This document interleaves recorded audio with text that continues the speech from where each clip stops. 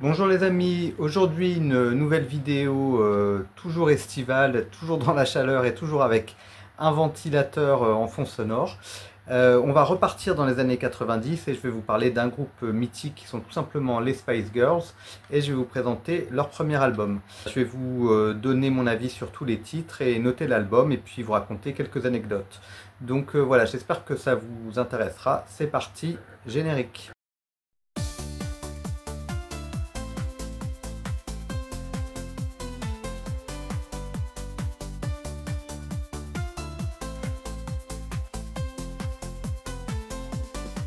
Alors ce joli album il s'appelle tout simplement Spice, c'est écrit sur une petite bague et c'est donc le premier album des Spice Girls qui est sorti en 96 après Wannabe, donc qui était leur premier single. Et ça a été un énorme carton mondial. Donc c'est un album de pop de 10 titres qui est bien concentré. Et qui visiblement répondait à tous les critères de ce qu'attendaient les gens à l'époque pour la pop musique, puisque c'est un album qui s'est vendu à 18 millions d'exemplaires la première année et qui a été numéro 1 dans 17 pays et qui a déclenché une mode incroyable, ce qui fait qu'on voyait vraiment les Spice Girls partout. Je me souviens, moi, à cette époque, j'avais été en Espagne et la Spice Girls Mania était également très présente. Il y a vraiment des souvenirs culturels liés à ça, puisque c'est toute une époque et finalement une certaine insouciance aussi qu'on retrouve à travers cet album. Mais aujourd'hui, on va surtout parler de la musique.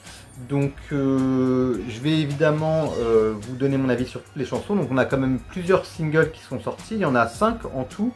Alors je vous montre quand même le livret qui est assez joli, donc qui reprend la pochette. On a chaque fille dans une lettre. Vous voyez, on a le gros plan de ça, donc je trouvais ça assez sympathique.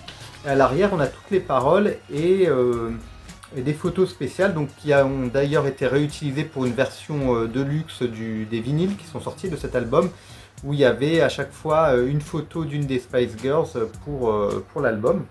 Donc voilà, c'est très coloré, c'est très pop.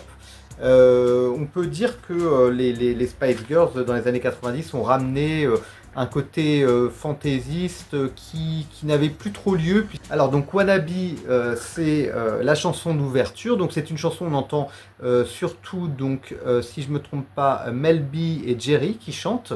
Donc c'est une chanson féministe mais rigolote et qui parle surtout de l'amitié entre femmes, et c'est une chanson vraiment iconique qui fonctionne toujours très bien. Donc c'est vraiment une bonne ouverture d'album, et c'est une chanson qui est assez courte vu qu'elle dure 2,52. C'était assez inhabituel à l'époque. Ensuite on a Say You Be There, qui est une chanson pop un peu groove, un tout petit peu R&B, que j'aime beaucoup. Il y avait un très beau clip. On a complètement cette fluidité, cette sauce entre guillemets Spice Girls qui fonctionne bien aussi parce qu'il y a leurs arrangements de voix ensemble qui font que c'est très sucré, c'est très agréable. Et puis toutes leurs chansons sont toujours ponctuées par l'intervention d'une ou deux chanteuses. Donc Say You Be There, c'est vraiment une super chanson. C'est là aussi qu'on découvre plus que c'est Mel C qui souvent vers la fin de la chanson fait plus une performance vocale. C'est un peu la vraie chanteuse du groupe. Ensuite, on a en 3 To Become One, donc qui est une ballade qui est sortie, qui a bien marché aussi, qui avait un joli clip, et qui est une chanson d'amour et qui fait référence finalement à la nécessité de se protéger. Donc on est vraiment dans les années SIDA, donc on est vraiment dans les années 90, donc c'est assez marqué dans son époque. Et c'est une chanson qui est bien équilibrée et qui fonctionne bien. En quatrième, on a Love Thing. Donc là, c'est une chanson qui est un petit peu plus R&B pop, qui est une chanson un peu de remplissage, mais qui est quand même sympathique sans être extraordinaire. En cinquième, on a Last Time Lover. Donc là, c'est une chanson qui est un peu plus astucieuse, qui a un refrain, je trouve, qui est plus accrocheur. Et si je ne me trompe pas, c'est une chanson qui parle de la perte de la virginité. Donc on a toujours des sujets qui touchent les jeunes femmes, puisque à l'époque, elles avaient une vingtaine d'années, et leur public, c'était vraiment les adolescents. Mais en même temps, très vite, elles séduisait un très large public puisqu'elle plaisait aussi aux adultes qui les trouvaient rigolotes, elle plaisait aussi aux enfants. Donc et c'est ce qui a fait des ventes extraordinaires pour leur album. Last Time Lover, c'est une chanson qui s'écoute bien, hein, qui dure 4-11. Ensuite, on a Mama, donc là qui est vraiment une ballade, donc qui est sortie aussi en double single. Donc c'est une chanson un peu cute, un peu mignonne sur la relation entre une mère et une fille, et finalement où une jeune femme dit qu'elle comprend sa mère, elle dit qu'elle l'aime et que on suppose qu'elles ont eu des moments de différents, qu'elles se sont réconciliées. Donc c'est une chanson qui est toute mignonne et qui explique aussi d'ailleurs le fait qu'elles avaient un public très large. C'est que il y avait des chansons qui étaient un peu coquines, mais il y avait des chansons qui étaient très adaptées au grand public. Donc c'est le cas pour cette chanson qui est Mama. Alors ensuite on enchaîne avec ma préférée qui est Who Do You Think You Are? Donc qui est une chanson très funky, un peu disco, très dansante, qui est donc sortie en single aussi. Et donc c'est sorti en single avec Mama. Il y a certains pays je crois où c'est sorti en single tout seul, mais en général c'était Who Do You Think You Are et Mama. Ce qui est assez rare d'ailleurs dans les années 90, qui est un single avec deux titres phares. Il y avait un clip qui était super rigolo, qui était super sympa, très drôle. Il y a deux versions au clip parce que il y a une version qui a été faite pour une œuvre caritative et la version classique. Et c'est une chanson où peut-être qu'elle se moque un peu d'elle-même, ou en tout cas elle se moque du star system, et elle se moque des gens qui sont trop prétentieux. Et il y a un côté très anglais en fait, dans le côté un peu parodique et humoristique de cette chanson.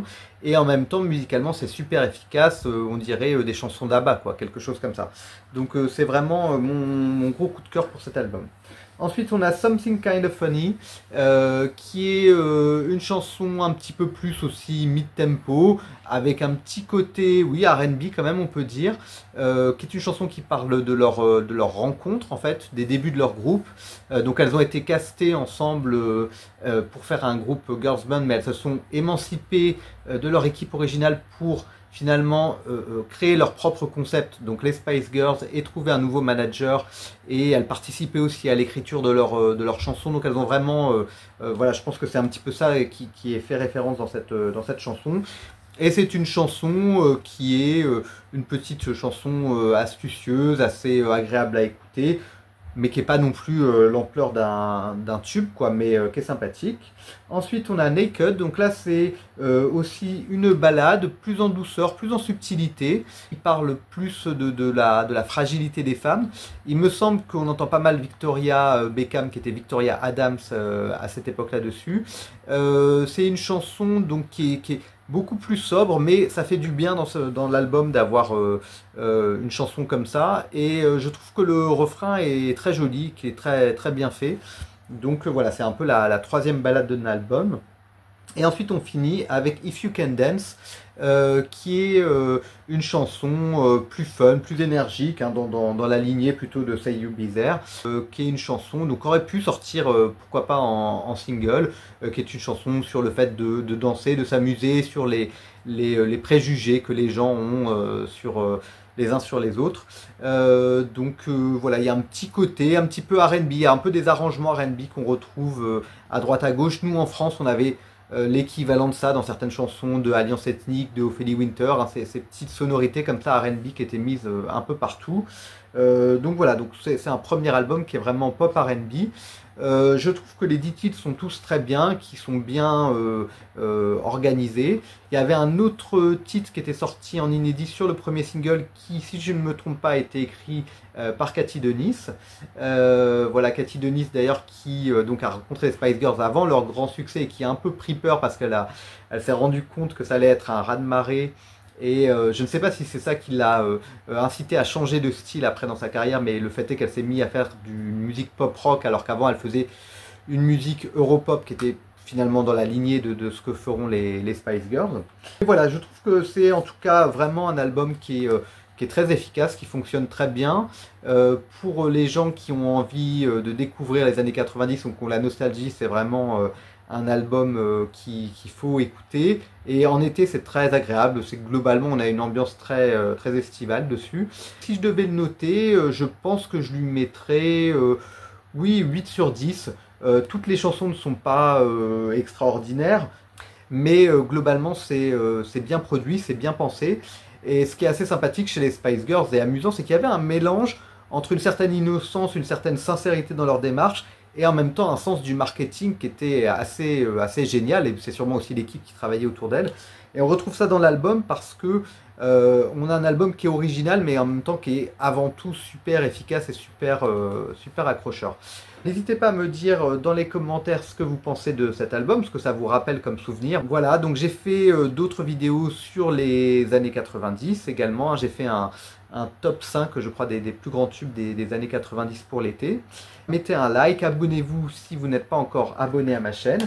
Et je vous souhaite une bonne journée ou une bonne soirée. Et je vous dis à très bientôt. Au revoir.